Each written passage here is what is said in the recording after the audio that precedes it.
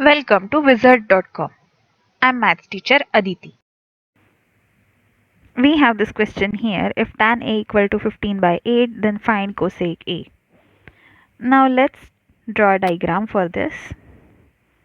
This is the right triangle and A, B, C. Let C be, okay.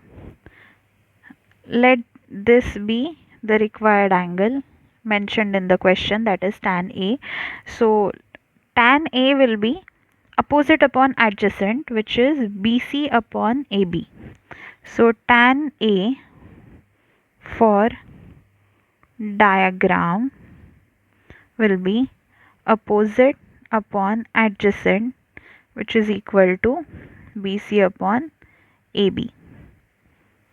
Therefore BC upon AB is equal to tan A equal to 15 by 8. So we can say that that is BC is 15x and AB is 8x. Since these are trigonometric ratios, we have to assume a factor of x multiplying the ratios so that we get the exact measurement. So 15x is the measurement of the line, that is segment. So we have this. So in triangle ABC by Pythagoras theorem,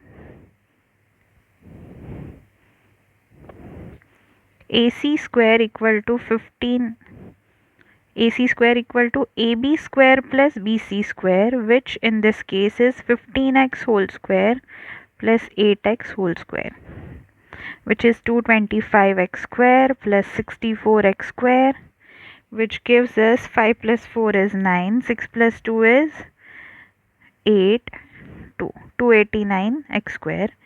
So AC is equal to, if we take square root, 17x, but it will be both positive and negative. Since we are measuring length, it is just positive, we'll discard negative value. So we get AC equal to 17x. Now cosec A is nothing but 1 by sin A, that is hypotenuse upon opposite. So that is 17x upon 15x, x will cancel out, 17 by 15. So cosec A is 17 by 15. This is the answer.